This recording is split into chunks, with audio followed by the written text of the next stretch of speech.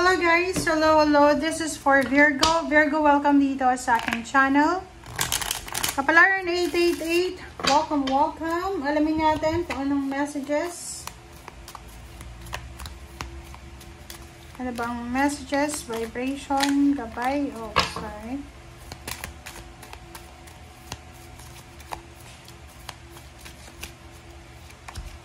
Okay, fairness. Maat.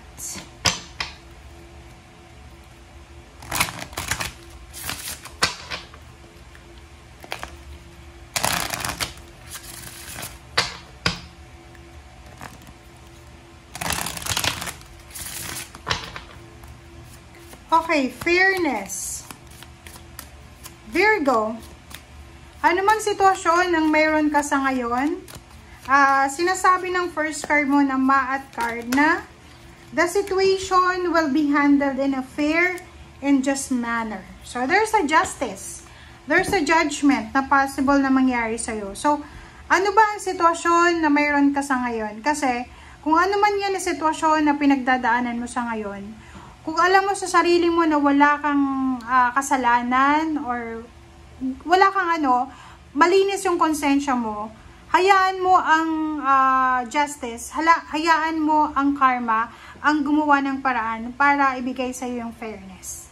Okay? So, yun. Next card is vulnerability. Nakikita ko sa'yo masyado kang sensitive. Okay? Mayroon ka sigurong matatanggap na message or pwedeng balita or pwedeng kwento from someone na posibleng magdadala sa'yo ng magbibigay sa'yo ng sensitivity. Okay? Magiging sensitive ka eh. Parang, halimbawa, may nalaman kang kwento about sa'yo, posibleng magagalit ka, maiinis ka, mai-stress ka, mag-iisip ka, or posibleng gagawa ka ng desisyon na pagsisisihan mo sa bandang huli. Kaya nga, ang sabi sa'yo dyan ng Maat card na the situation will be handled in a fair and just manner. So, huwag kang mag-aalala. Huwag kang magpapanik, just let go, let God, let it flow. Hayaan mo ang universe na gumawa ng paraan. Hayaan mo ang universe na siya yung umayos sa gulo. Siya yung gumawa ng paraan para ibigay ang nararapat na hustisya. Pwedeng may problema ka sa trabaho or sa pamilya. OMG. Deceit. Okay, mag-iingat tayo. Kaloka to, Virgo. Mag-iingat ka, Virgo, kasi posibleng ikaw ay napapaligiran ng mga taong traidor. Or maybe ikaw, may nagawa ka bang mali? May trinador ka ba? Or kung ano pa man. Because there's parang vice versa message ito eh. It's either kasi justice siya eh. Fairness. Para to sa lahat. Wala ditong wala ditong left and right. So, ibig sabihin, kung ano yung ginagawa natin sa kapwa natin, babalik yan sa atin. If it's good or bad, or kung may ginawa sa ating mali yung mga tao sa paligid natin, babalik yun sa kanila. Ganun ang karma. Ganun ang law of karma. It's a physics. Diba? Parang ganun. Law of action and interaction.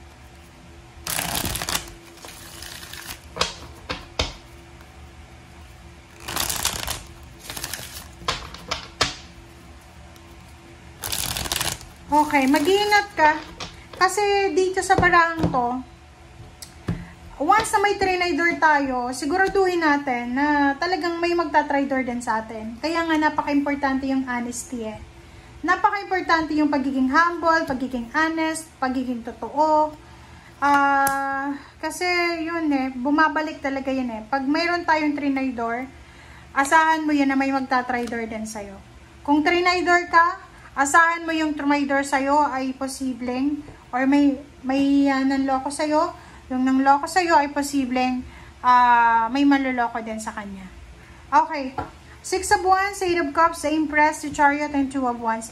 Nakikita ko sa'yo dito na you're planning to travel. Maybe you're planning to travel. You're planning to, kasi 1, 2, 3, 4. 4 cards. 4 cards ang parang nagsasabi sa'yo na kailangan mo tong gawin. It's either relocation, emotional withdrawal, harapin yung katotohanan, harapin yung dapat harapin. But you are on the 2 of Wands eh. Yung 2 of Wands kasi, ito yung ano eh, parang nagdadalawang isip ka. Nagdadalawang isip ka sa mga gagawin mo. Dito sa barahang to, sinasabi ng baraha sa'yo na lahat ng tagumpay na, yung goals mo na tagumpay, it's either, ang goals mo is makabili ng sasakyan, ang goals mo is makapag-travel, ang goals mo is magkaroon ng victory and success, like promotion, salary increase, higher position, ang goals mo is magkaroon ng bagong baby, magkaroon ng bagong relationship, magkaroon ng bagong buhay, sinasabi ng baraha sa'yo na mangyayari yan. But sa kasalukuyan, nakikita ko sa'yo dito na masyado kang balisa.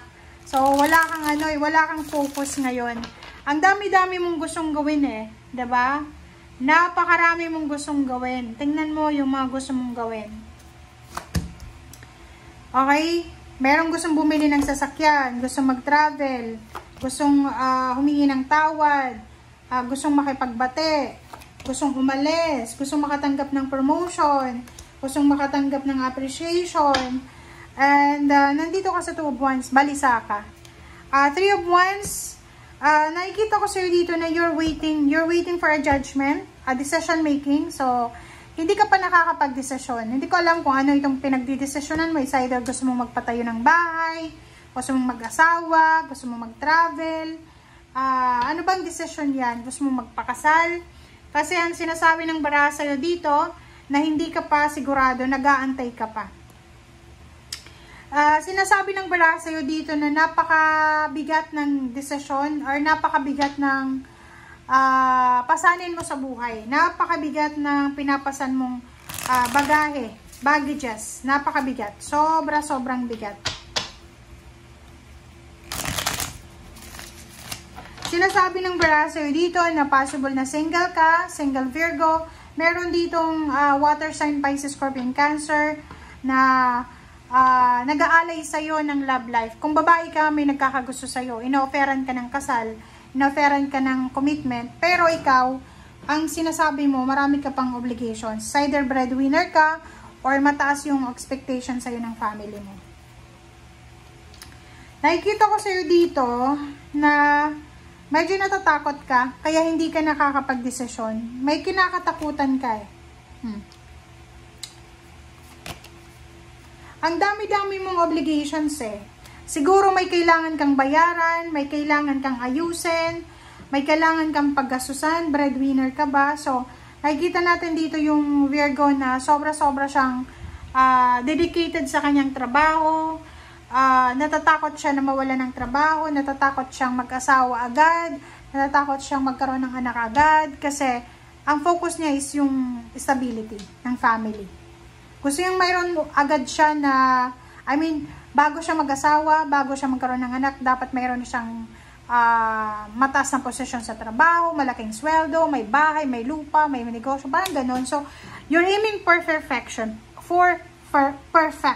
parang ganun. But, the 6 of Wands is here, sinasabi ng baraha na walang imposible. Kasi napakasipag mo eh, napakagaling mo. Okay? Nakikita mo yung 10 of Pentacles. Ito yung minamanifest mo eh. Yung pagiging sobrang workaholic mo, magbe-benefit ka niyan eh. Okay? Like yung iba na natatakot kang magtrabaho sa ibang lugar, sa ibang bansa, sa malayo. Pero once na na-overcome mo na yan, magbabago yung takbo ng buhay mo eh. Kasi, ano yun eh, parang, first of all, ma-overcome mo yung fear mo eh. 'Di ba? Lalo yung takot na mag-isa, takot na lumayo sa pamilya, yung sanay ka sa comfort zone mo, sanay ka na malapit ka lang sa magulang mo, sa mga kapatid mo.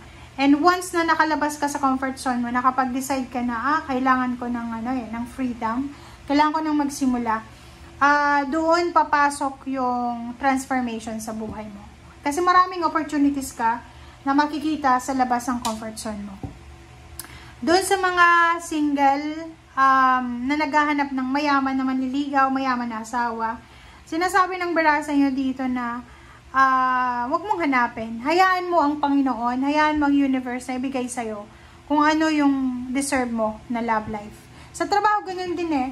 Huwag tayong masyadong parang demanding. Kasi ang Panginoon, alam niya kung ano yung makakabuti sa atin na trabaho. Okay? Thank you guys. Bye!